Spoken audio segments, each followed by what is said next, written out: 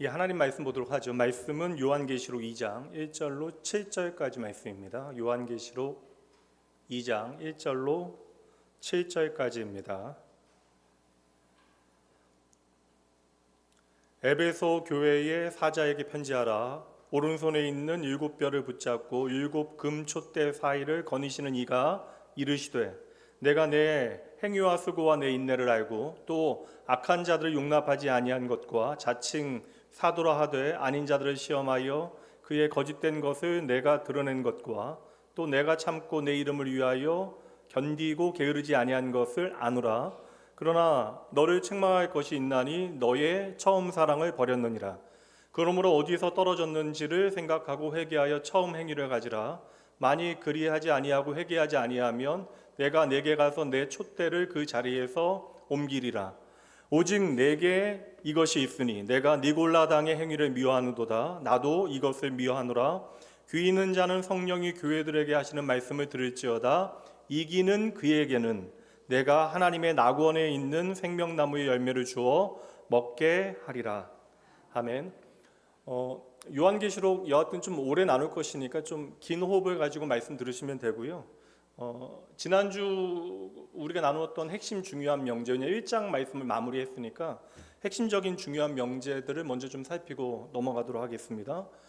지난주 첫 번째 우리가 나누었던 것은 체험을 신앙의 기준 삼지 말라라는 거예요. 많은 사람들이 이제 경험을 우선시하기 때문에 사람들은 누구나 나의 경험을 어떤 절대적인 가치로 받아들이게 되어지는데, 우리가 심지어 뭐 황홀경 가운데 천국을 본다 할지라도 그 체험에 하나님의 은혜를 더하게 되어지면 우리가 감사할 수는 있지만 그 체험이 경험이 우리의 신앙의 기준이 되어줄 수 없다. 그러니까 참된 성도의 유일한 판단의 근거는 무엇입니까?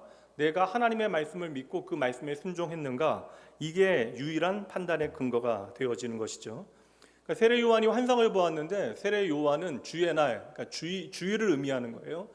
주일에 성령 안에서 하나님을 예배하다가 이제 주님의 음성을 들었다. 그러니까 그 환상을 어떠한 황홀경이나 신비로운 세계를 이해할 것이 아니라 우리가 하나님을 예배하는 가운데 하나님의 음성을 듣는 것이 바로 우리가 하나님을 만나고 하나님의 계시의 말씀을 듣게 되어지는 것이다. 그리고 이제 7 금촛대 이야기 우리가 지난주 나누었는데, 7 금촛대는 교회를 말하는 것이고 교회의 정체성은 바로 그리스도의 빛을 비추는 촛대이다. 그래서 이 금촛대라고 하는 것은 의미가 있잖아요. 근데 그 금촛대는 빛을 비추어야 하는 것인데, 그 촛대가 비추는 빛은 바람에 언제나 흔들려 꺼질 수 있죠. 그래서 인자 같은 이이신 예수 그리스도께서 촛대 사이에 서 계신다, 이 그림을 그려주고 있는 것이죠. 그래서 주님께서는 꺼져가는 심지 같은 우리 곁에 서서 우리를 지키시는 분이시다. 그러니 오늘도 예수 그리스도를 통하여 우리가 교회로 부름받았는데, 교회된 우리는 하나님께서 지키시는 그러한 이들이다. 그러니 우리의 평안과 감사의 근거는 어떠한 환경이 아니라 하나님 한 분이 되어져야 한다. 이게 요한계시록 1장이 우리에게 보여주고 있는 중요한 해석의 원리가 됩니다. 그러니 여러분, 요한의 환상을 부러워하실 필요 없습니다. 우리는 요한은 환상을 통하여 계시의 말씀을 깨닫게 되어지지만, 우리는 기록된 성경을 통하여 매 주일 예배 때마다 성령 하나님 안에서 요한이 보았던 같은 예수 그리스도, 7 촛대 사이를 거니시며 그 촛대를 지키시는 예수 그리스도를 동일하게 만나게 되어지는 것이죠. 여러 가지 개별적인 체험들은 여러분 감사히 여기세요. 사람들마다 다양하게 하나님을 만날 수 있는 것입니다. 그러나 그 개별적인 체험을 개별적인 우리의 개인적인 체험들은 무엇을 통해서 점검되어져야 되죠? 하나님의 말씀을 통해서 점검되어져야 하고요. 개별적인 경험은 어떠한 순간에도 보편적인 규범이 될 수 없어요. 그러니까 내가 경험했다라고 해서 너도 경험하여야 한다는 것은 절대 아닙니다. 하나님께서는 각자의 필요에 따라 하나님을 만나고 경험할 수 있는 다양한 방법들을 준비하시는데, 문제는 그 모든 개인적인 은혜들은 하나님의 말씀을 통하여 점검되어져야 하는 것이고, 그래서 아무리 결론이 하나님으로 난다 할지라도, 결과가 아무리 좋아 보여도 성경 가운데 빚을리라 이야기하는 부분들은 반드시 거부되어져야 한다는 것이죠. 그리고 이제 천국에 대한 말씀이 계속 나오게 될 터인데, 천국이 좋은 이유는 무엇이에요, 여러분? 하나님이 그곳에 계시기 때문에. 천국은 하나님이 계시기 때문에 우리는 천국을 귀히 여겨야 되는 것이고 사모해야 하는 것이고, 우리는 이미 하나님의 나라를 어디에서 맛보고 있어요? 예수 그리스도 안에서 이 땅에서 맛보고 있다. 그러니까 주의 몸된 교회와 말씀 안에서 우리는 이미 천국을 배우고 있고요, 맛보고 있고 이 땅에서 천국을 누리며 살아가고 있는 것이죠. 그래서 우리가 하나님의 나라를 이 땅에서 맛볼 수 있는 가장 중요한 비결은 무엇이냐면 하나님의 주권, 하나님의 말씀 앞에 엎드려지는 거예요. 그래서 인자와 같이 예수 그리스도 앞에 이렇게 엎드리는 장면들, 교회들이 엎드리는 장면들이 계속 나와요. 그래서 우리가 주의 말씀 앞에 교회된 우리가 엎드리게 되어질 때 주님께서 우리에게 들려주시는 음성이 무엇이에요? 우리가 두려워할 만한 많은 환경과 상황이 있을지라 너희는 두려워하지 말라. 나는 알파와 오메가, 처음이요 마지막이다. 너희의 시작이 나로부터 시작되어지고 너희의 마지막도 나로 말미암는 것이니 너희는 두려워할 필요 없다 하시며, 주님께서는 우리의 존재에, 우리의 머리에 오른손을 얹어 주신다. 이게 요한이 보고 있는 환상이잖아요. 그래서 이제 2장과 3장이 중요한 교회에 대한 말씀들이 펼쳐집니다. 2장과 3장까지 말씀을 잘 배워놔야 나머지 여러 상징들, 이제 뭐 여러 가지 일곱 인 띄어지고 막 대접 부어지고 그런 장면, 나팔 불고 막 그런 장면 나오는데, 이런 장면들을 우리가 오해하지 않고 잘 해석할 수 있어요. 왜냐하면 이게 뭐 구원파나 그런 단체에서 너무나 신기하게 이런 것들 해석해, 뭐 신천지는 말할 필요도 없고요. 그래서 이제 요한계시록의 가장 중요한 핵심적인 요청은 바로 이것입니다. 함께 읽어보죠. 귀 있는 자는 성령이 교회들에게 하시는 말씀을 들으라. 그러니까 귀가 있다면, 우리가 예수 그리스도를 통하여 우리의 귀가 거듭났다면 이제는 성령이 교회들에게 하시는 말씀을, 우리에게 주시는 말씀을 우리는 똑똑히 들어야만 한다. 이게 핵심적인 말씀이고, 이게 오늘 본문의 말씀 2장 7장의 가장 중요한 말씀이고요. 이제 이 말씀은 계속해서 이제 2장과 3장에 반복이 되어집니다. 오늘부터 요한계시록 2장 말씀을 시작하기는 할 터인데, 이제 각 교회들에게 주시는 말씀은 다음 주부터, 첫 번째 교회가 에베소 교회인데 이제 각 교회들에게 하시는 그 말씀은 다음 주부터 살피도록 하겠고요. 오늘 2장과 3장을 전체 해석할 수 있는 중요한 해석의 원리를 좀 설명드리고 다음 주부터 이제 각 교회를 향한 말씀들을 살피도록 하겠습니다. 이제 계시록 말씀 보면 사실 멈춰서 자세히 살펴야 되는 말씀들이 있어요. 지난주에도 사실 한 마지막 부분을 좀 살피지 못했는데 우리 장례도 있고 그래서 말씀을 멈췄어요. 근데 앞으로 그러한 내용들을 계속 살피게 될 터이니 제가 아까 요약해 드린 내용에서 간단히 설명을 드렸고요. 넘어가도록 하겠습니다. 우선은 좀 흐름이 정체되어지지 아니하도록 적당한 속도를 내는 것도 중요하니까요. 우리가 요한계시록이라고 하는 숲에 들어가게 되어지면 처음에는 내가 요한계시록이라고 하는 숲에 들어가는 것을 알고는 있는데, 그 안에 들어가다 보면 내가 생전 보지 못했던 나무들과 꽃들을 보게 되어져요. 이제 그것들 보다가 정신 놓치게 되어지고 길을 잃게 되어지면 우리는 반드시 어디로 돌아와야 되냐면 요한계시록 1장으로 돌아오면 됩니다. 그래서 요한계시록 1장은요, 사실 1장부터 저는 3장까지라고 말씀드리는데 가장 중요한 건 1장으로 돌아오게 되어지면 우리가 요한계시록 전체를 어떻게 이해해야 하는가, 길을 잃지 아니하도록 요한계시록 1장은 아주 밝은 등대와 같은 빛을 우리에게 비추어 줍니다. 꼭 기억하셔야 돼요. 길을 잃어버리면 어디로 돌아오면 된다? 요한계시록 1장으로 돌아오면 된다. 1장 1절 그럼 우리가 계속 매 시간마다 읽었는데 다시 한번 읽어보도록 하죠.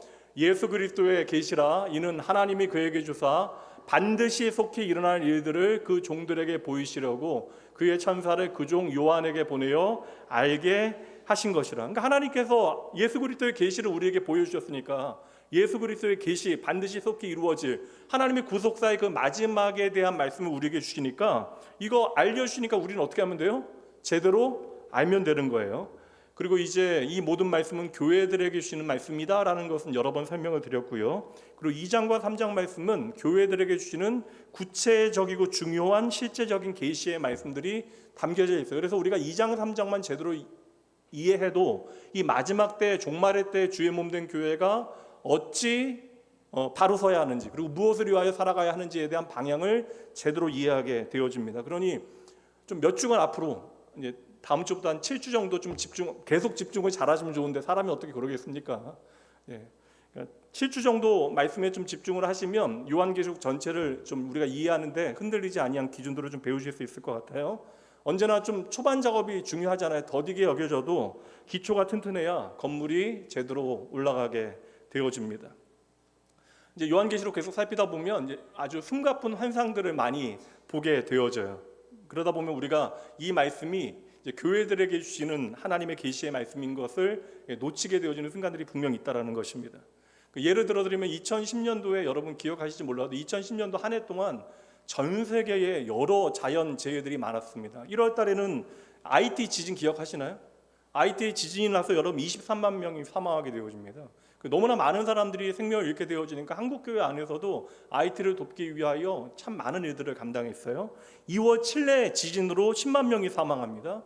3월 달에 유럽에 이제 대폭풍이 일어나게 되어지고 중국에 산사태 나서 또 수많은 사람들이 죽게 되어지고요.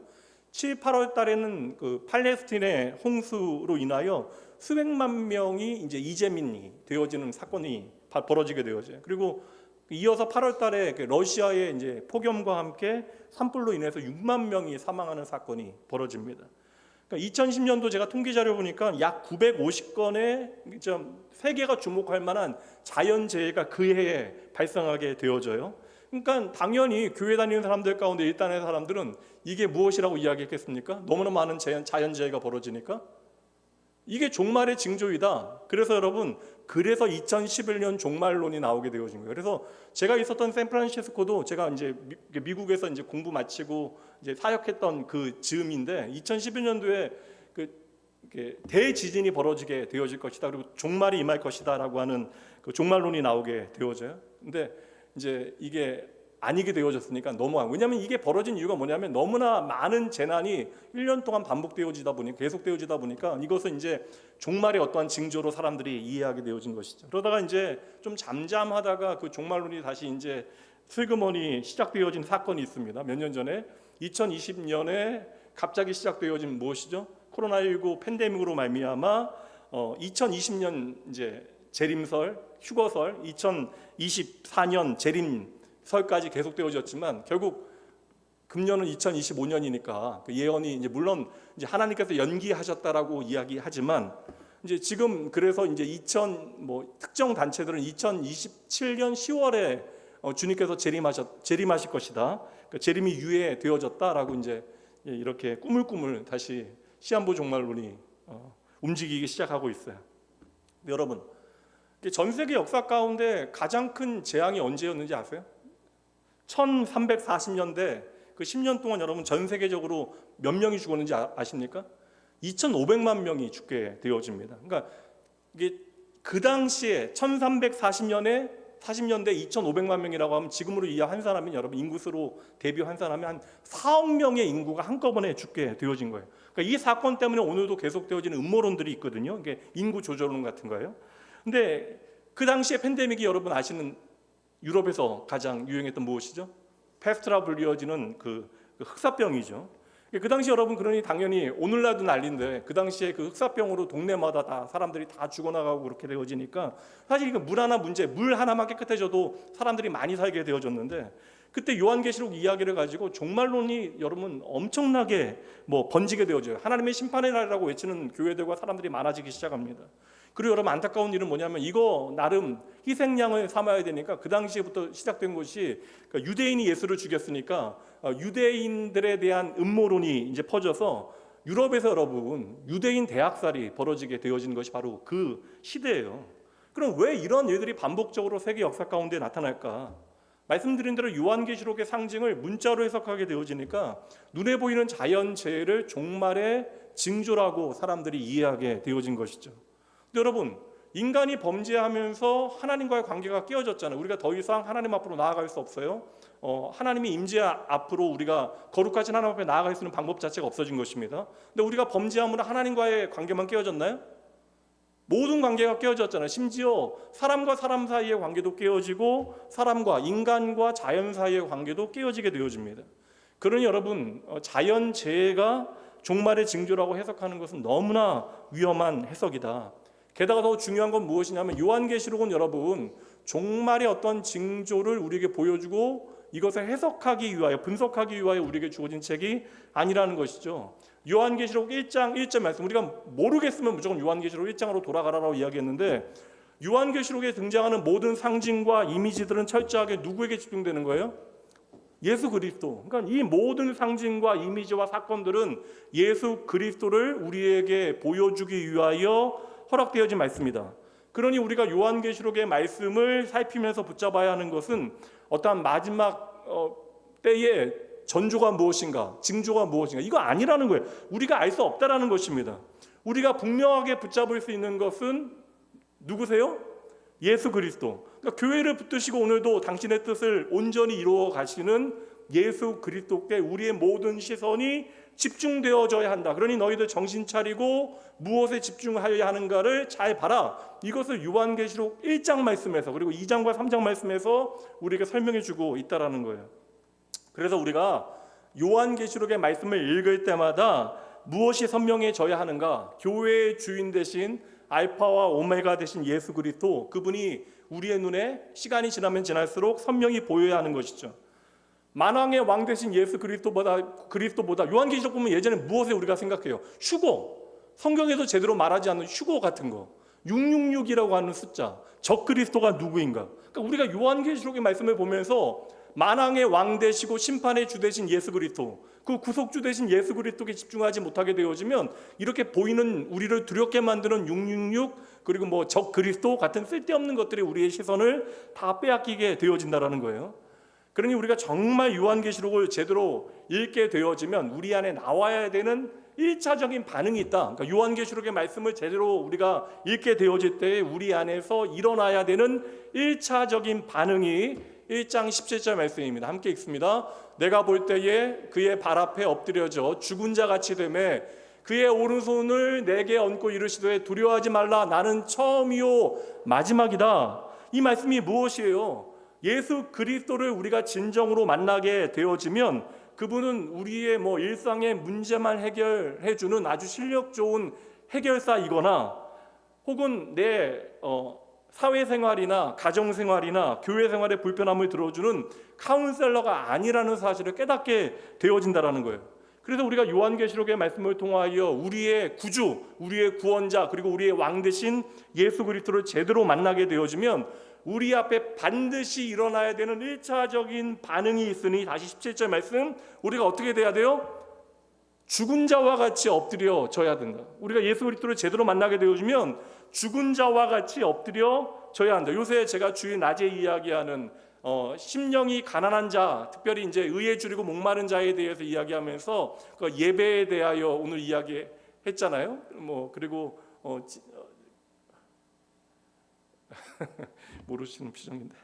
그리고 지난주에는 우리가 그 은혜에 대한 하나님의 값비싼 은혜에 대한 이야기 했는데 우리가 예수님을 제대로 만나게 되어 좀 죽은 자와 같이 엎드려져야 한다. 그러니 내 자아는 내가 예수를 나의 생명으로 만나게 되어지면 내 자아는 죽고 그 안에 하나님의 말씀이 살아 움직여야 된다. 그러니까 우리 안에서 하나님의 말씀이 살아 움직이게 되어지는 것이 바로 나는 죽고 예수로 사는 인생이 되어지는 것이다.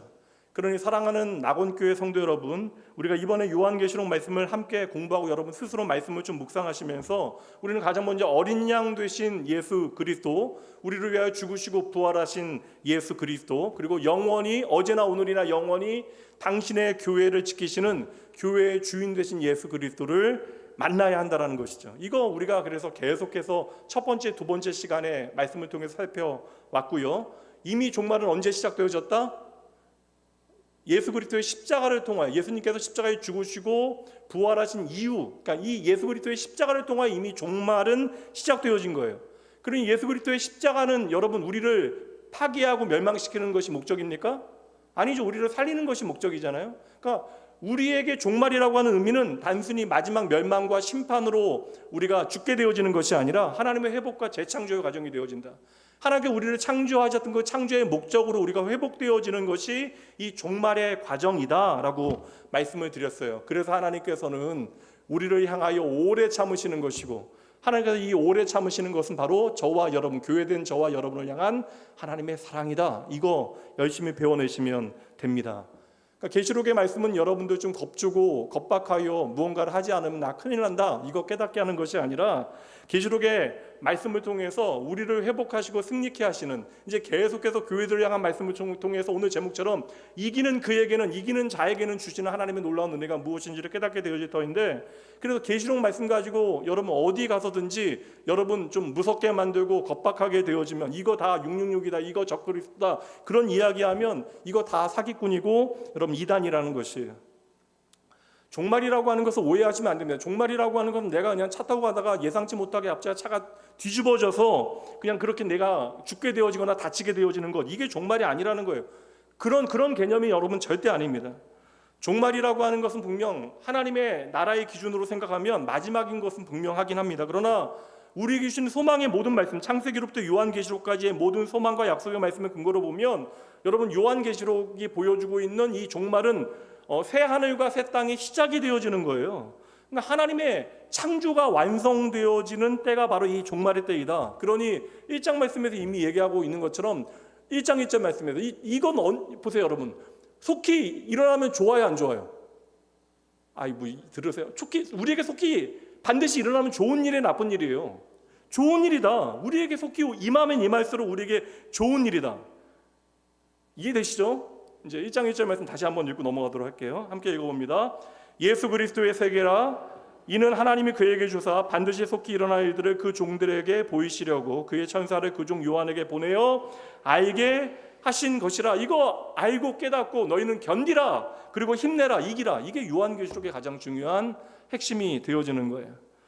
주님께서 이제 교회 사이에 서서 지키시는 이제 장면이 1장 마지막에 나오고 2장 말씀에는 이제 7교회를 향한 각각의 편지가 이제 등장을 합니다. 오늘 2장 1절부터 7절까지가 에베소 교회에 보내는 주님의 편지인데, 이제 다음 주에 이제 각각의 편지를 함께 살피도록 하고, 오늘 말씀드린 대로 오늘은 편지 전체를 한번 구조를 좀 살펴보도록 할게요. 제가 말씀드린 대로 요한이요, 사도 요한이 반모섬에 유배되어져서 어느 날 주일에 하나님의 말씀 묵상하며 예배할 때에 반모섬에서 하나님께 주시는 환상을 통하여 계시를 보게 되어지는데, 그 구체적인 이제 그 환상의 내용들이 2장 말씀부터 이제 펼쳐지기 시작하는 거예요. 근데 그 환상의 처음 시작이 어디를 향한 말씀?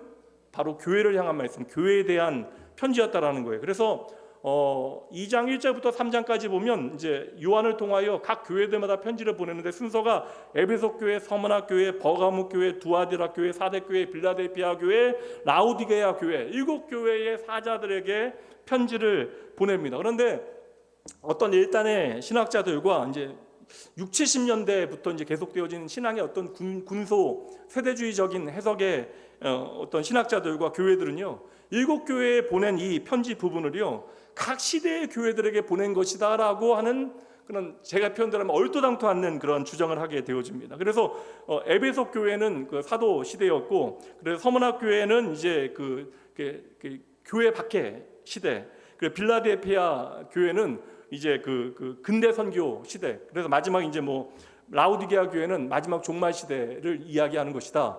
그런 이야기를 이제 하는 사람들이 있어요. 근데 여러분, 지난주에도 말씀드렸다시피 이 순서가 전혀 중요하지 않다라는 거예요. 지도 한번 보여드릴게요. 지도 보이세요? 지도 보이시면 여기 반모섬 보이시죠? 섬이니까 바다에 있을 거 아닙니까, 여러분? 반모섬에서 나가면 가장 가까운 데가 어디예요? 에베소 교회. 그 다음에 가까운 데가 어디예요? 서문학 교회. 어떻게 잘 아세요? 그 다음에 가까운 건 어디예요? 버가모 교회, 그 다음에 두아디아 교회, 사대 교회, 빌라델피아 교회, 그 다음에 라우디게아 교회. 편지는 누가 배송해요? 드론이 배송합니까? 아니면 뭐가 배송해요? 사람이 인편으로 가야 되는 거예요. 요한이 쓴 편지를 이제 6주로 나와서 인편으로 교회들마다 배송해야 되는데, 당연히 우편로를 따라서, 상업로를 따라서 가까운 곳부터 이동하지 않았겠습니까? 그러니까 요한이 그거 생각하면서 가장 먼저 어느 교회에 보내요, 편지를? 에베소 교회에 보내요. 그 다음에 서문학 교회, 버가모 교회, 두아디라 교회, 사대 교회, 빌라델피아 교회, 라우디게아 교회 차례대로 보내게 되어진 것이에요. 그러니까 여러분, 이것은 어떠한 다른 의미가 있는 것이 아닙니다. 그냥 가까운 교회부터 순서대로 기록한 거예요. 그러니까 편지가 쓰여진 그 순서는 어느 교회가 더 중요하다, 어느 교회가 덜 중요하다는 순서가 전혀 아니라는 것입니다. 그리고 이미 말씀드렸다시피 7교회가 당시의 교회의 전부가 아닌데 왜 7교회에게 편지를 보냈냐? 7이라고 하는 것은 완전과 충만의 개념이잖아요. 창세기로부터 계속되어지는 개념이에요. 유대인들이 이해하는 완전의 개념이라는 것입니다. 그래서 이 7교회는 당시에 존재하는 그 시대상의, 그때의 시대상의 교회이기도 하면서 여러분, 오고 가는 모든 세대의 주님의 참된 교회를 의미하고 있는 것이다. 그래서 우리 주 예수 그리스도께서는 7교회에만 편지를 보내신 것이 아니라 모든 당신의 교회들을 향하여 편지를 보내신 것이다. 그러면 이거 누구에게도, 여기 교회에는 어느 교회도 있는 거예요? 낙원 교회도 있는 거예요. 이거 이렇게 해석하지 않으면 지금 7교회 사이를 다니시면서 인자와 같은 이가 거니시면서 교회를 지키고 계시는데, 알파와 오메가 대신, 처음 시작과 마지막 대신 교회를 지키시는 분이 주님이시고 두려워하지 말라라고 이야기하셨는데, 결국 7교회는 여러분 있어요, 없어요? 2000년 역사 가운데 지역교회는 다 사라졌잖아요. 그러니까 일곱 교회는 지금 그 지역교회를 의미하는 것이 아니라 바로 모든 주님의 교회를 의미하는 것이다. 아브라함에게 너의 자손이 어떻게 될 것이다? 하늘의 별과 같이 땅의 모래와 같이 될 것이다. 아브라함 보지도 못했다고요. 그러니까 아브라함의 시대가 끝난다 할지라도 하나님의 약속의 말씀은 계속되어질 것이다 라고 하는 그 약속을 아브라함에게 처음 주시는 것이고, 그것이 하나님의 구속의 약속으로 이 인류 역사 가운데 어떻게 이루어지는가를 누가 확인했어요? 오늘 저와 여러분이 확인하잖아요. 그래서 하나님의 약속은 반드시 이루어진다라는 사실을 우리는 누구보다 더 확신해야 돼요? 아브라함보다 더 확신해야죠. 우리는 눈으로 다 봤으니까. 그러니 여러분, 일곱 교회에 낙원교회가 속해 있다. 그러니 이 말씀 누가 잘 들어야 된다? 오늘 오후에 있는 저와 여러분, 예배드리는 저와 여러분이 잘 들어야 된다. 그래서 일곱 교회는 그때 그 자리에 있었던 역사적인 교회가 되어지지만 동시에 항상 여기에 있는 당신의 모든 교회를 의미하는 것이다. 그러니 이 말씀을 단지 지역교회를 향한, 특정 교회를 향한 말씀으로 우리가 읽고 끝내서는 안 되는 것입니다. 사실 요한계시록도 계시의 말씀이기 때문에 선지서와 같은 역할을 합니다. 그래서 선지서와, 지금 제가 신학적인 어떠한 개념들을 다 설명할 수는 없지만 구약의 선지서를 보면 하나님의 선지자가 부름받아 하나님의 말씀을 전하게 되어지고 백성들이 그 말씀을 청종하게 되잖아요. 그러니까 요한계시록도 신약의 마지막 선지서의 역할을 하는 거예요. 그래서 마지막 선지자인 요한을 통하여 전체 하나님의 백성들인 교회들을 향하여 하나님께서 구속사적인 메시지를 지금 전달하고 계시는 거예요. 그래서 재미있는 것은 일곱 교회에게 보내는 편지의 내용들을 보면 서신서의 이 요한계시록의 내용이 선지서에 등장하는 표현들이 많이 나오거든요. 누가 이르시되, 그러니까 이게 선지서의 가장 중요한 거잖아요. 선지자는 하나님의 말씀을 하나님의 마음으로 전하는 것인데 요한계시록에 이 표현이 계속 반복되어져요. 이거 선지서에 계속 반복되어진 같은 표현이 요한계시록에 나온다. 그래서 이 말씀들은 오고 가는 모든 하나님의 교회들을 향하여 전체 교회에 동일하게 적용되어질 수 있는 이들에 대하여 선지자적인 메시지를 주고 계시는 것이다. 그래서 오늘 우리가 지나간 시대라고 여길 것이 아니라, 아직 오지 않았다고 우리가 착각할 것이 아니라, 이 모든 말씀은 2025년을 살아가고 있는 낙원교회, 그리고 예수 그리스도를 주로 시인하고 그의 주권 아래 엎드린 저와 여러분을 향한 말씀이라고 하는 사실을 반드시 기억해야만 한다. 그러니 앞으로 각각의 교회들을 향한 메시지를 살피게 되어질 터인데, 우리가 예전에 들었을 때 우리는 어느 교회 같아야 됩니다라는 이야기 많이 들었잖아요. 어느 교회 같아야 돼요? 빌라델피아 교회. 그리고 하나 더 있잖아요. 서머나 교회, 빌라델피아 교회. 왜 그래요? 서머나 교회, 빌라델피아 교회는 혼나지 않아. 칭찬만 들어. 그런데 또 반대로 마지막에 나오는 라오디게아 교회는 어때요? 칭찬은 하나도 없고요, 꾸중만 들어요. 그 밖에 다른 교회들은 뭐 칭찬도 듣고 꾸중도 듣게 되어집니다. 그러니까 우리도 모르게 우리 교회는 서머나 교회, 빌라델피아 교회 같이 되기를 원합니다. 뭐 나쁜 얘기는 아니죠. 근데 이것은 여러분, 빌라델피아 교회, 서머나 교회, 빌라델피아 교회는 1등이고 라오디게아 교회는 꼴등이다. 이것을 우리에게 말씀하시는 거예요? 이거 아니라는 거예요, 여러분. 이것은 좋은 교회와 나쁜 교회를 구분하는 게 아니에요. 여러분, 하나님께서 서머나 교회, 빌라델피아 교회는 더 사랑하시고 라오디게아 교회는 덜 사랑하시나요? 이거 아니라는 거예요. 이렇게 오해하시면 안 돼요. 지금 예수님께서는요, 일곱 교회를 동일하게 지키고 계시는 거예요. 그리고 그 교회들을 향하여 점수를 매기시는 것이 아닙니다. 구분하는 것이 목적이 아니라는 거예요. 그러니 교회들에게 주어진 것이 당장 일면 보여주기는, 그것이 칭찬이건 책망이건 간에 이 모든 것은 주님께서 그 교회들을 사랑하셔서 주시는 메시지이다.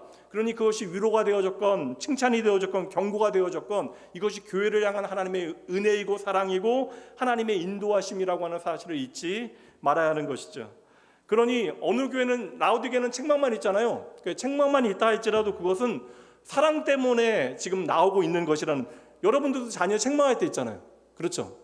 그 책망이 그게 여러분 믿고 잘못했기 때문에만, 물론 우리 인간은 뭐 믿고 그래서 혼낼 때도 있지만, 여러분 이게 결국 자녀를 향한 모든 간섭과 훈계는 부모의 방법이 왜곡되어질 수는 있지만 그 진심은 사랑이잖아요. 그러니까 주님의 모든 책망은 사랑을 근거로 주어지는 것이고, 그 사랑이 결코 실패하지 않기 때문에 우리는 이 음성을 잘 들어야 돼요. 주님의 간섭은 우리에게 너무나 감사한 일입니다. 저는 그 생각하거든요. 가장 무서운 때가 제 삶에 무언가 문제가 있는데 이거 제가 전혀 깨닫지 못하고 아무 문제 없는 것처럼 여기면서 살아가면, 저는 말씀 사역자로 이 자리에 있지만 저는 복된 인생을 살아가는 것이 아니죠. 그래서 언제나 주님의 경책이 없는 인생을 살아가는 것에 대한 좀 두려움이 있습니다. 하나님께서 제게 말씀하지 아니하시면 어떡할까라는 두려움이 저에게 있어요. 근데 이것도 헛된 두려움이긴 하지만 하나님의 경책이 없으면, 하나님의 책망이 없으면 여러분 우리는 버리운 자와 같다라는 것입니다. 그래서 우리가 그릇된 삶을 살아가는데 돌이키시는 하나님의 은혜의 역사, 그 견책이 없으면 도리어 우리에게는 가슴 아픈 일이 되는 것이죠. 그래서 라오디게아 교회를 향해서 내 입에서 너를 토하여 내서 내쳐버리겠다라고 말씀하시지만 이거 여러분 그거 아니라는 거예요. 주님께서 직접 인자와 같은 이가 그 교회를 위하여 죽으시고 부활한 이가 그 예수 그리스도 위에 반석 위에 세워진 그 교회를 주님께서 토하여 버리겠다, 이게 주님의 마음이겠습니까? 이건 버림받게 되어진다는 것이 아니, 너희도 정신 차리고 제대로 믿음 위에서 살아라 라고 하는 주님의 말씀이 되어지는 것이죠. 그래서 오늘 말씀도 오른손으로 교회를 붙드시고 교회들 사이를 주님께서 다니세요.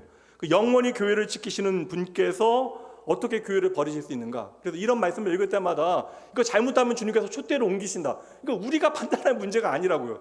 이게 하나님의 역사를 우리식으로 판단을 하니까 뭐 이 나라는 하나님께서 버리셨다, 이 단체는 하나님께서 버리셨다, 이 교회는 버리셨다라고 하는 무서운 말들을 우리가 하게 되어지는 거예요. 교회를 지키시는 분은 오직 누구요? 오직 예수 그리스도. 그러니까 교회를 판단하시고 심판하실 수 있는 분은 오직 예수 그리스도 한 분뿐이다.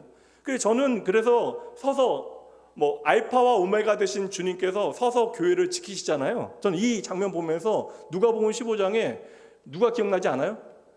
집 나간 아들이 기억하지 못해도 그 아들을 그냥 계속해서 기다리고 있는 아버지의 모습을 저는 교회를 지키시는 예수 그리스도를 통하여 발견했습니다. 그래서 주님께서 각 교회를 향하여 모든 교훈의 말씀, 그게 칭찬이기도 하고 책망이기도 하고 다양한 말씀들이 펼쳐지는데 마지막에 가서 주님께서 꼭 하시는 말씀이 뭐냐면, 야 너희들 반드시 이겨라, 이길 수 있다, 이 말씀하시거든요.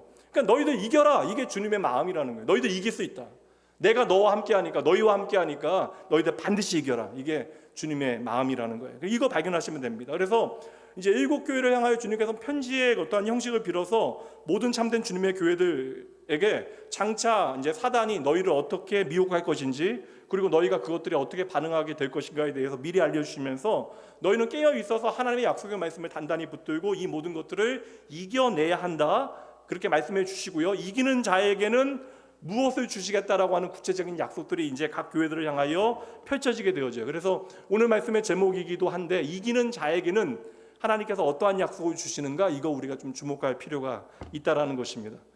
그래서 2장과 3장에 나오는 일곱 교회에 대한 말씀과 편지의 내용이요 다 동일한 구조를 가지고 있어요. 첫 번째는 수신자를 밝히고 있습니다. 2장 1절의 말씀에 보면 에베소 교회의 사자들에게 편지하기를 이야기하고요. 2장 8절 말씀에 보면 서머나 교회의 사자에게 편지하기를, 그래서 이 편지를 받는 사람이 누군가에 대해서 이야기하고 있고요. 두 번째는 보내는 이가 어떠한 분이신지, 보내는 이는 교회의 주인 되신 예수 그리스도이신데 이 보내는 분이 어떤 분인가에 대한 설명이 나와요. 그러니까 각 교회에게 주실 메시지가 있을 거 아닙니까? 그래서 각 교회에게 주실 메시지를 염두에 두고 이 편지를 보내시는 예수님의 성품이 어떠한가를 이제 설명하고 있는 거예요. 이게 재미있어요. 그래서 저는 항상 말씀드리지만 성경이 하나님의 이름을 다양하게 보여주는 것은 우리의 삶을 통하여 우리가 붙잡고 의지해야 되는 하나님이 어떠한 분이신가. 그러니까 우리가 하나님의 이름을 통하여 우리를 향한 하나님의 마음을 좀 발견해 내셔야 되는데, 각 교회에게 전하시는 메시지에 따라서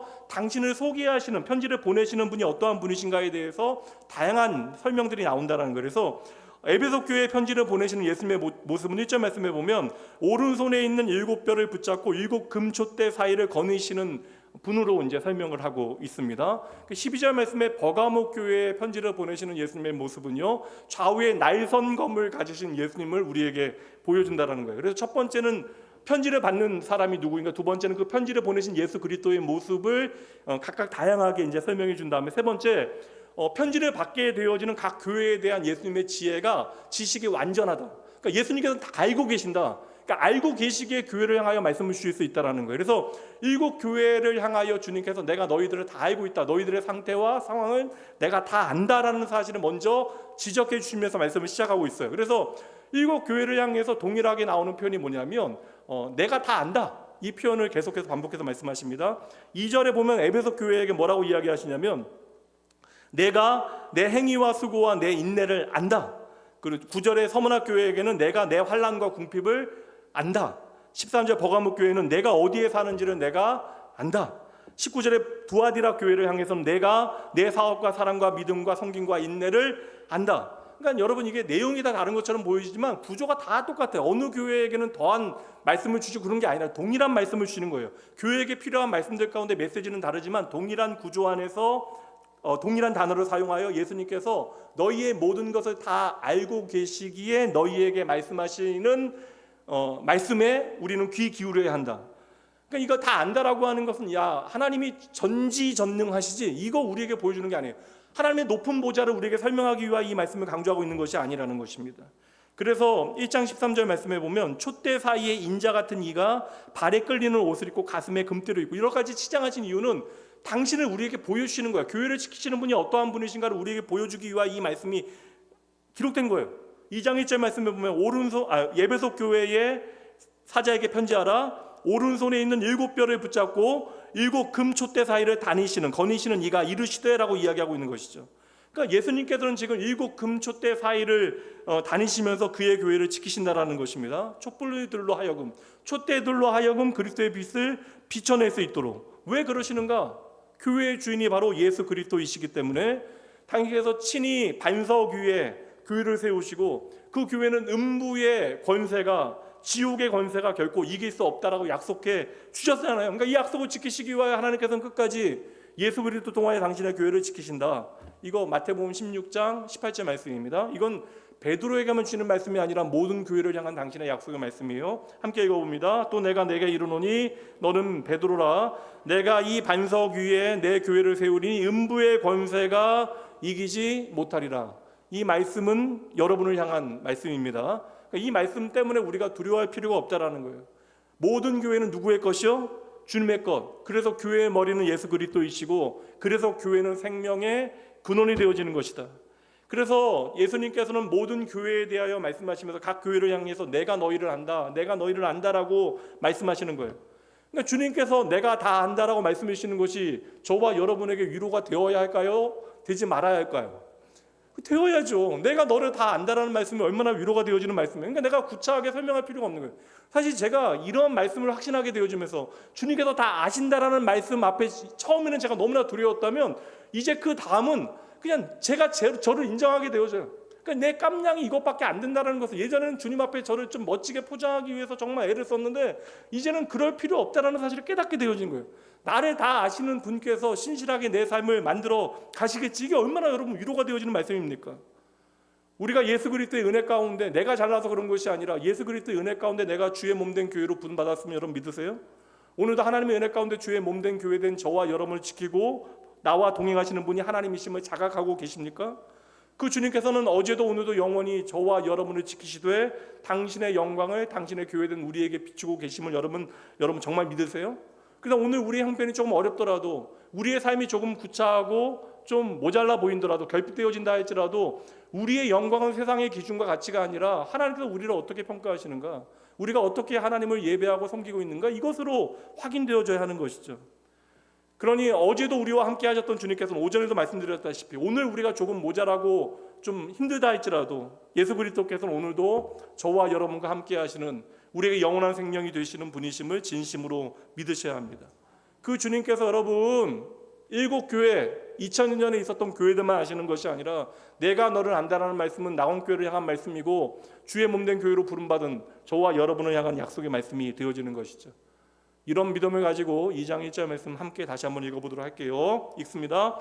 에베소 교회의 사자에게 편지하라. 오른손에 있는 7뼈를 붙잡고 7 금촛대 사이를 거니시는 이가 이르시되.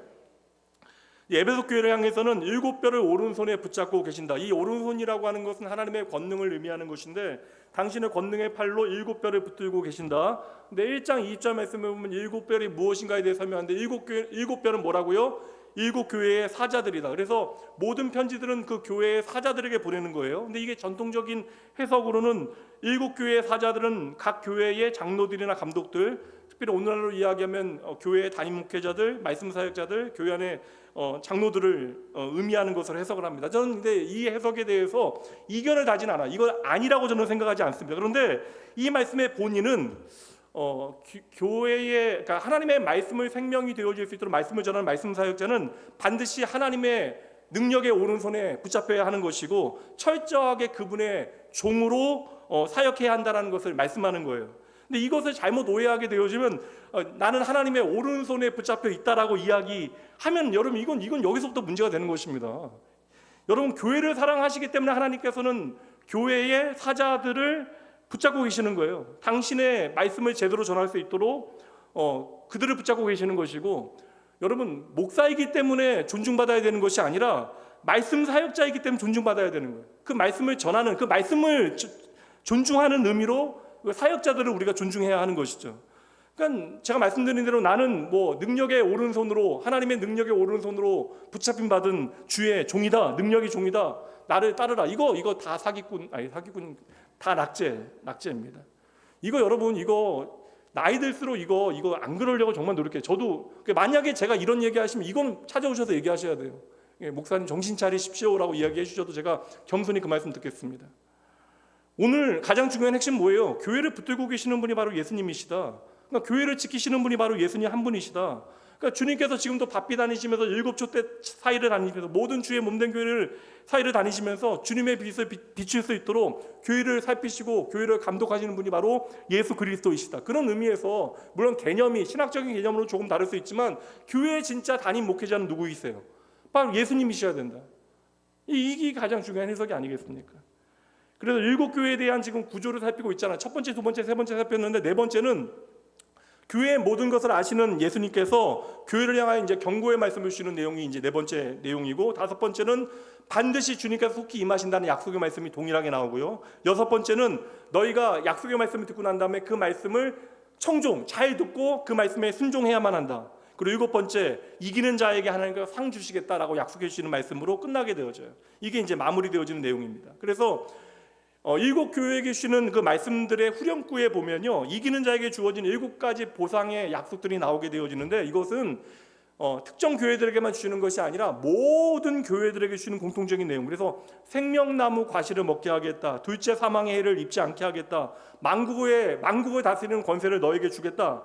이것은 특정한 이들에게만 주시는 약속이 아니라 모든 주의 몸된 교회에게 주어진 약속. 이미 하나님께서 인간을 창조하시고 우리가 하나님의 형상대로 창조되어진 하나님의 청지기로서 우리의 인생을 어떻게 살아가야 하는가에 대한 주의 창조의 약속 안에 담겨져 있는 그 모든 말씀들이 마지막 때에 우리에게 다시금 주어지는 거예요. 그러니까 이 말씀은 계속 말씀드립니다. 특정한 사람이나 특정한 교회에게만 주시는 말씀이 절대 아니다. 그래서 지금까지 나누어드린 말씀드린 7가지 이러한 구조를, 교회들마다 보내는 7가지의 그 편지 구조를 동일하게 우리가 이해하시면서 말씀을 좀 살피게 되어지면 이게 좀 더 의미 있게, 그러니까 편지를 받는 사람 누군가, 보내시는 예수님은 뭐라고 소개하고 있는가, 그리고 예수님께서 그 교회에 대해서 알고 계시는 것이 무엇인가, 그 교회를 향하여 경고하시는 내용이 무엇인가, 또 예수님께서 속히 오신다는 약속 다음에 어떠한 순종을 그들에게 요구하시는가, 그리고 이기는 자에게 주시는 약속의 말씀이 무엇인가, 이거 우리가 의미 있게 살피게 되어지면 조금 더 말씀이 선명하게 여러분 마음에 남게 되어질 것입니다. 7교회를 향해서 동일하게 주님께서 요구하시는 것은 너희에게 영적 전쟁이 있다. 그 영적 전쟁에 열심히 참여해라. 싸워서 이겨라. 이게 핵심이 되어지는 거예요. 그래서 7교회에게 주시는 말씀의 가장 중요한 핵심적인 표현은 이기는 자에게는, 이기는 그는이라고 하는 표현이 7교회에게 주시는 약속의 말씀 마지막에 항상 동일하게 나옵니다. 몇 구절만 볼게요. 7절, 귀 있는 자는 성령이 교회들에게 하시는 말씀을 들을지어다. 동일한 말씀 나오고요. 뭐라고요? 이기는 그에게는 내가 하나님의 낙원에 있는 생명나무의 열매를 주어 먹게 하리라.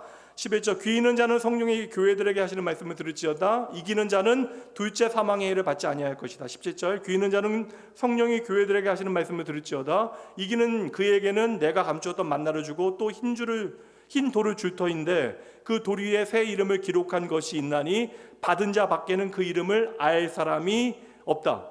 계속해서 이기는 그는, 이기는 자는이라고 하는 말이 계속 반복되어집니다. 그럼 이겨야 되는 건데 그럼 무엇을 이겨야 되는가? 우리가 이렇게 생각하면 요한계시록에 쓰여졌던 낭지를 생각하면 우리가 뭘 생각해요? 먼저 이겨야 된다, 견뎌야 된다, 이런 말씀 보면 우리가 당장 무엇을 생각해요? 고난과 환난과 핍박 같은 거 생각하잖아요.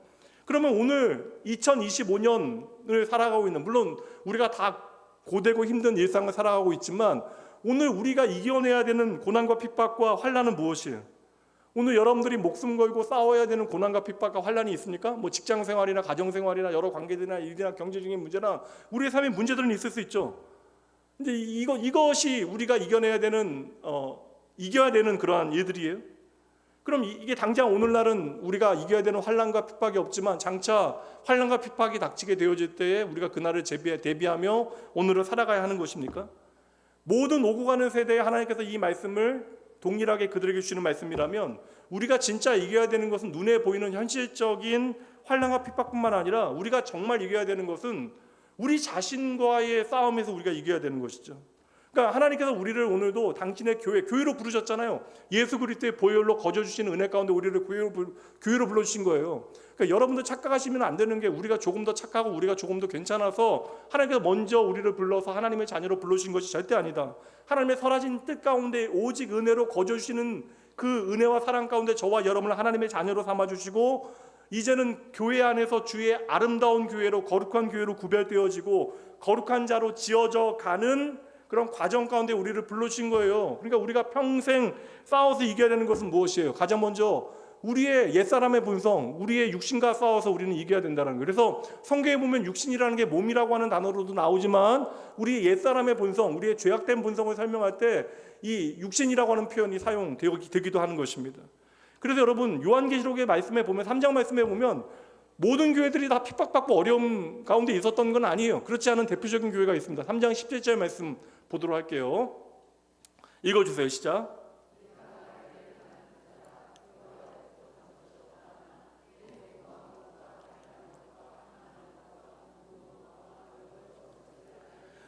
이거 라오디게아 교회에게 주신 말씀이거든요. 이거 사실 좀 부럽지 않으세요? 스스로 나는 부자다라고 얘기할 수 있으면 얼마나 부러워요. 나는 부족한 것이 전혀 없다. 라오디게아 교회는 그렇게 생각했다라는 거예요. 근데 주님께서는 다 아신대요. 네가 스스로 뭐 부유하고 부족한 것이 없다라고 이야기하지만 나는 네가 공고한 것과 가련한 것과 가난한 것과 눈먼 것과 벌거벗은 것을 네가 모르는 것은 내가 다 알고 있다. 이렇게 말씀하시고 그 교회에게 주시는 경고의 말씀이 이어지는 것입니다. 다시 이야기하면 라오디게아 교회는 물질적으로 부족했다라는 거예요? 부족하지 않았다라는 거예요? 부족하지 않았다라는 거예요. 고린도 교회와 마찬가지로 교회가 돈으로 어려움이 없었다는 거예요. 물질적으로 풍부했다. 부럽긴 하네요. 다른 교회와 같이 당시에 이게 핍박을 받았다라고 하는 흔적조차도 없어요. 그러니까 라오디게아 교회는 무엇과 그럼 싸워서 이기라는 거예요? 라오디게아 교회도 이겨야 되는데 무엇과 싸워 이겨야 돼요? 육신의 배부름에서 오는 만족함에서 오는 어떤 안일함과 영적인 게으름, 무지함 이런 것들과 싸워 이겨야 된다는 거예요. 그러니까 도리어 아름다운 하나님의 교회, 거룩한 하나님의 교회로 내가 세워지기 위하여 방해하는 것이 무엇입니까? 이러한 넉넉함에서 오는 물질의 부유함에서 오는 게으름과 무지함이 그들이 하나님의 거룩한 교회가 되어지는데 방해가 되어진다. 그러니까 이것과 싸워 이겨라. 그러니까 여러분 우리가 싸워서 이겨야 되는 것은 그것이 어떠한 모양이건 간에 우리가 하나님의 교회답게 거룩하게 되어지는데 방해되어지는 모든 것들과 싸워서 이겨야 한다는 거예요. 근데 이 개념을 이해하지 못하면 이 영적 싸움의 상징들이 나오거든요. 11장의 말씀에 보면 무적행으로부터 나오는 그 짐승이 나옵니다. 그 12장 말씀에 보면 하늘로부터 쫓겨난 큰 용, 옛뱀, 마귀, 사탄, 온 천하를 꿰는 자. 13장에서는 또 바다에서 올라오는 짐승, 이런 것들이 나와요. 이런 것들과 싸워야 된다고 이야기하는데, 그러니까 이런 상징들의 마음을 빼앗기게 되어지면 이게 어떠한 대상일까라고 우리는 궁금하게 되어지는데, 여러분 이 대상들은 무엇이냐면 우리가 거룩한 하나님의 교회로 지어져 가야 되는데, 그러니까 하나님께서는 옛부터 마지막까지 처음부터 끝까지 우리를 하나님의 거룩한 교회로 만들어가기 위한 예수 그리스도의 구속의 사역을 통하여 오늘도 우리를 교회로 부르시고 교회답게 우리를 거룩하게 만들어 가시는데, 방해가 되어지는 것들, 이게 11장, 12장에 13장에 나오는 무적행에서 나오는 짐승, 큰뱀, 옛뱀, 사탄, 온 천하를 꿰는 자, 바다에서 올라온 짐승, 이러한 것들이 바로 우리가 하나님의 거룩한 백성으로 지어져 가는데 방해가 되어지는 모든 것들을 의미하고 있다라는 거예요. 그러니까 여러분 이게 제가 이제 앞으로도 설명드리겠지만 짐승의 도장 666이라고 하는 도장 절대 내가 받지 않겠다, 발부둥 치는 게 여러분 그런 거 아니라고요. 여러분 그런 거 절대 아닙니다. 짐승 적그리스도가 하는 일이 무엇인가? 짐승과 적그리스도가 하는 가장 중요한 일은요, 우리로 하여금 하나님 제대로 예배하지 못하게 하는 거예요. 우리로 하여금 하나님을 닮아가지 못하게 하는 것입니다. 저와 여러분으로 하여금 하나님의 백성답게 우리의 인생을 살아가지 못하도록 우리의 인생 가운데 하나님의 흔적이, 예수 그리스도의 흔적이 남지 못하게 하는 것이 목적. 그러니 여러분, 눈에 보이는 어떠한 도장을 받지 않는 것이 거룩한 성도의 인침이 아니라는 거예요. 말씀드렸잖아요. 이미 우리는 종말을 살아가고 있다. 그러니 오늘 저와 여러분은 종말을 이미 살아가고 있는 것이고, 때로는 우리가요 좀 넉넉할 때에는 우리를 교만하게 만드는, 우리를 안일하게 만드는 부유함과 명예와 권력과 싸우셔야 하는 것이고, 때로는 우리를 안일하게 하는 여러분의 삶에 눈앞에 보이는 행복과도 우리는 싸워야 한다는 거예요. 이러한 역설적인 가르침이 이 요한계시록의 말씀을 통하여 우리에게 이해되어질 때, 여러분, 믿음의 사람들도 언제든지 넘어질 수 있다.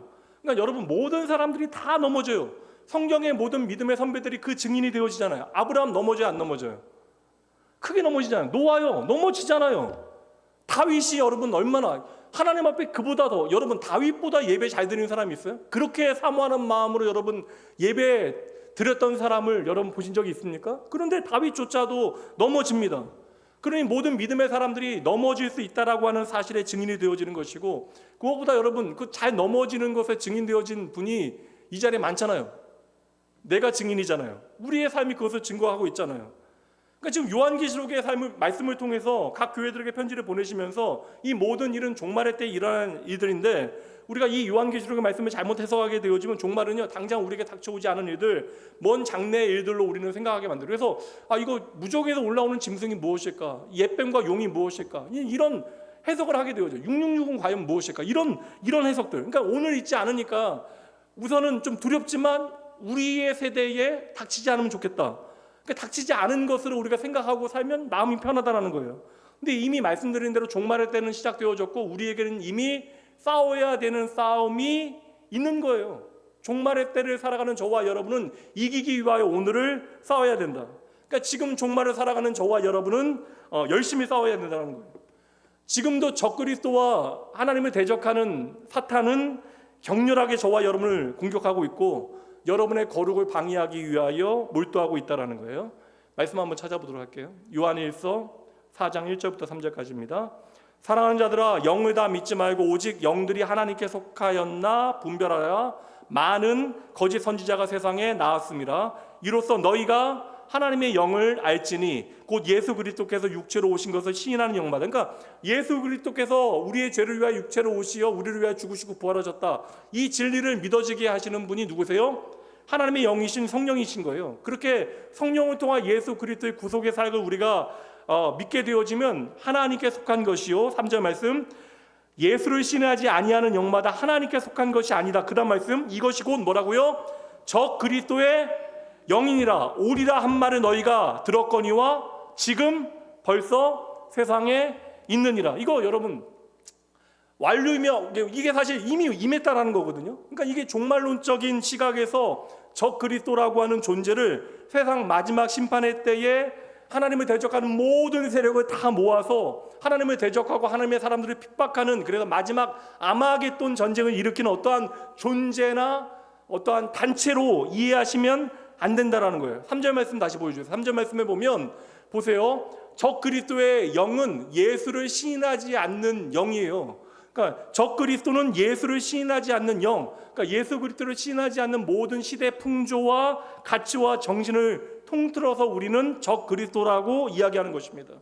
그러니까 이 적 그리스도는 여러분 예수님께서 이 땅에 오셨던 그때로부터 계속해서 있어 왔어요. 왜냐하면 예수님의 십자가를 부인하고 인정하지 않는, 그게 개인이 되어졌건 집단이 되어졌건 혹은 시대 정신이 되어졌건 세상의 풍조가 되어졌건 그 모든 것들, 예수가 그리스도이심을 인정하지 않는, 그 예수 그리스도께서 우리의 구원되신다는 사실을 부정하는 모든 시대 정신과 풍조와 세력과 개인이 다 적그리스도가 되어질 수 있다. 그래서 초대교회 당시에는 초대교회 성도들이 그리스도인들을 그렇게 핍박하였던 로마의 황제였던 네로 황제를 적그리스도라고 생각했어요. 그런데 그로부터 네로보다 더한 황제들이 계속 나오게 되어집니다. 물론 틀린 얘기 아니에요. 자신의 정치 세력을 가지고 하나님을 반대하고 그리스도인들을 핍박하는 일들을 하였기 때문에 그 역시도 뭐 적그리스도의 세력이라고 이야기할 수 있죠. 그러나 한 개인만이 적 그리스도가 되어지는 것이 아니라 교회 시대 전체를 관통하여 예수 그리스도의 신성을 부정하고 그분의 십자가를 모독하고 예수 그리스도의 십자가의 복음을 왜곡하는 일들, 그래서 구원받은 하나님의 백성들이 거룩한 구별된 하나님의 백성으로 살아가는데 방해되어지는 모든 세력들을, 모든 시대 정신을 우리는 적 그리스도라고 이야기할 수 있는 것이죠. 그래서 우리가 오해하면 안 되는 게, 적 그리스도가 마지막 아마겟돈의 전쟁을, 눈에 보이는 전쟁을 준비하는 어떠한 인격체이거나 어떠한 단체로 우리가 생각하게 되어지니까, 오늘 우리가 싸워야 되는 거룩한 우리의 전쟁, 그러니까 우리가 하나님의 거룩한 교회답게 자라나기 위하여 우리에게 싸워야 되는 전쟁들이 이미 있는데, 이러한 영적인 전쟁을 우리로 하여금 그냥 외면하게 만드는 일을 하고 있다라는 것이죠. 그러니까 이거 아니라는 거예요. 우리가 싸워야 되는, 여러분, 가장 중요한 적그리스도는 우리 안에 있는 하나님 없는 정신들, 육신이에요. 세상 풍조입니다. 시대 정신이에요. 실존하는 마귀의 세력 모두가 바로 적그리스도가 되어지는 것이다. 히브리서 말씀에서도 이거 우리에게 말씀하고 있거든요. 히브리서 3장 12절 말씀 보도록 합니다. 12절과 13절이에요. 형제들아, 너희가 삼가 혹 너희 중에 누가 믿지 아니하는 악한 마음을 품고 살아계신 하나님에게서 떨어질까 조심하라. 13절 말씀 함께 읽어봅니다. 오직 오늘이라 읽는 동안에 매일 피차 권면하여 너희 중에 누구든지 죄의 유혹으로 완고하게 되지 않도록 하라.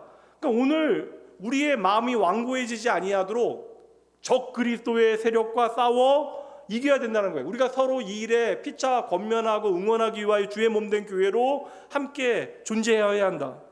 그러니까 하나님의 심판은 이미 예수 그리스도의 십자가를 통하여 이루어진 거예요. 우리가 하나님의 심판이 있을 것을 예수 그리스도의 십자가와 부활을 통해서 깨닫게 되어졌잖아요. 맞죠?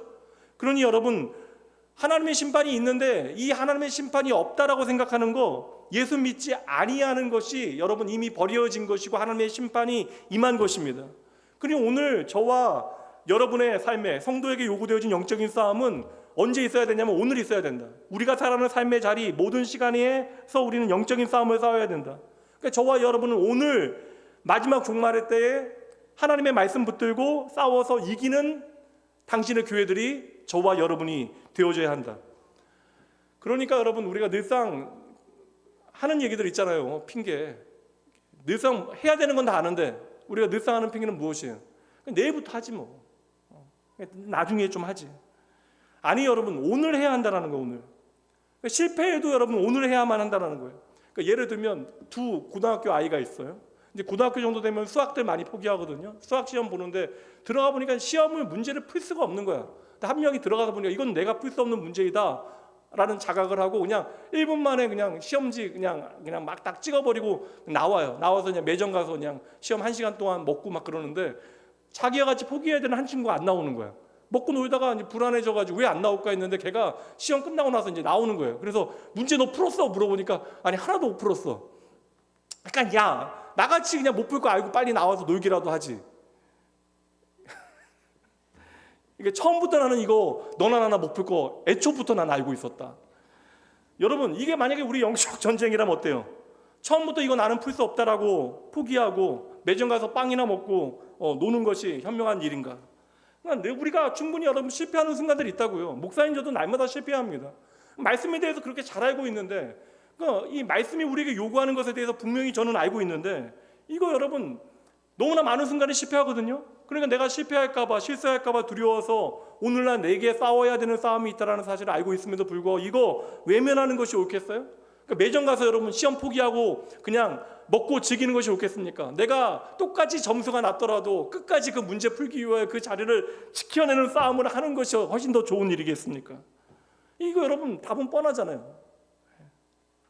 오늘은 여기서 좀 마무리하도록 할게요. 오늘 저와 여러분이 기억해야 하는 것은 우리가 싸워야 되는, 하나님의 백성으로 싸워야만 하는, 주의 몸된 교회로 싸워야만 하는 싸움이 있다.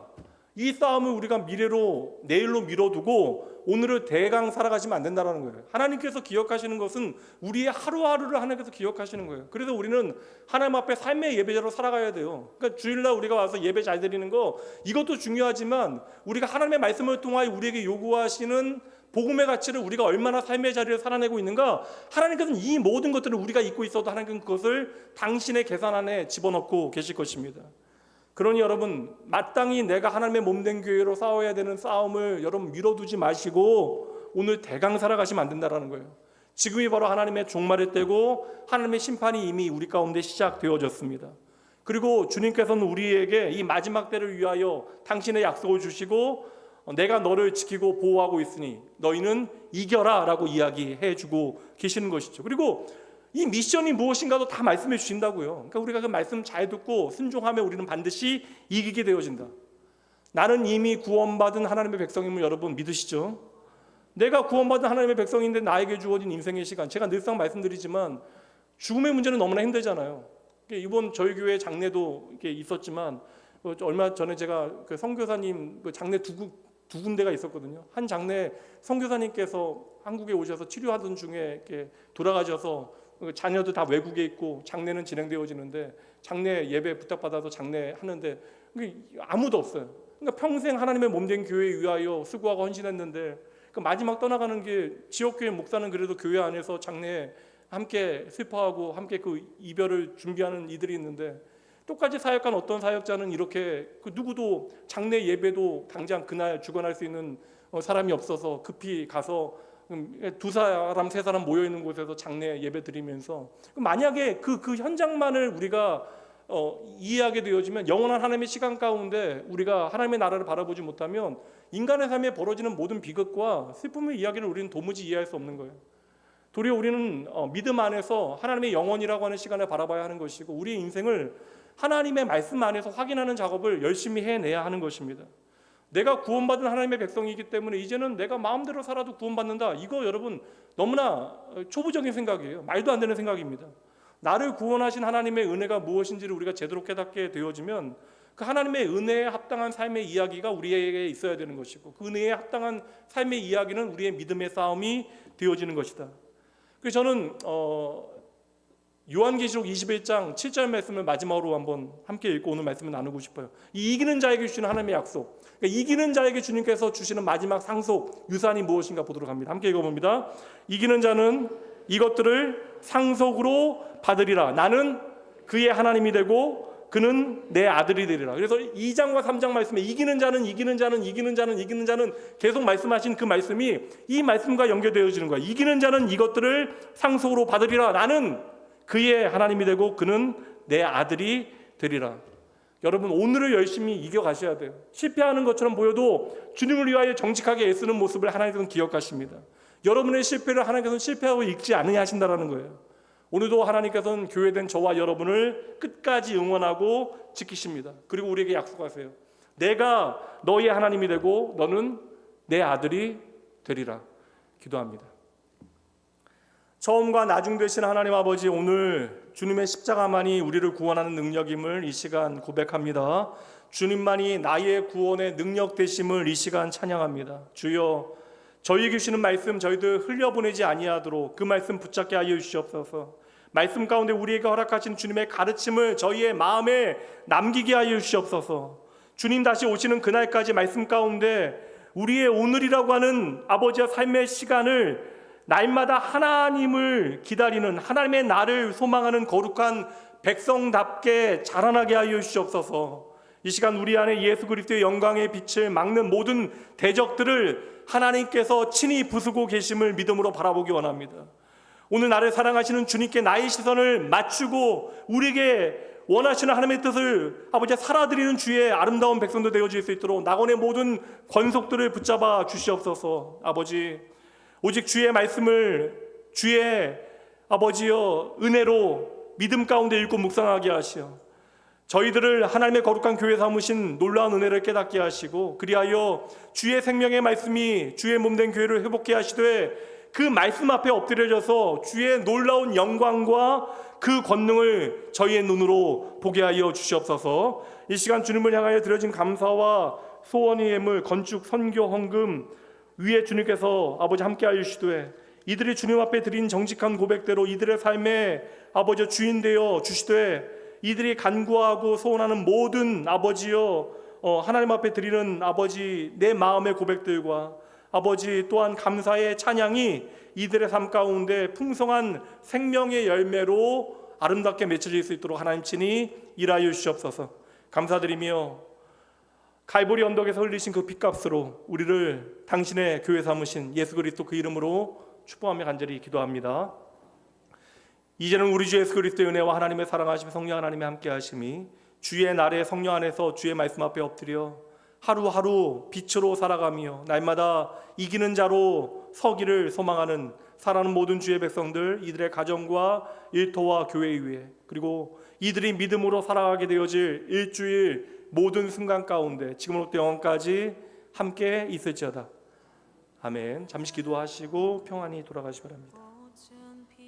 오늘은 구역장 열린 구역 모임이 있습니다.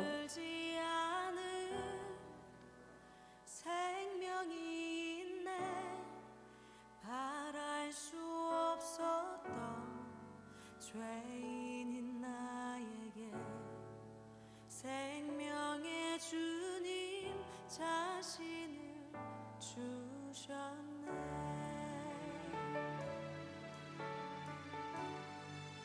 계절은 흐르고 꽃은 피워져도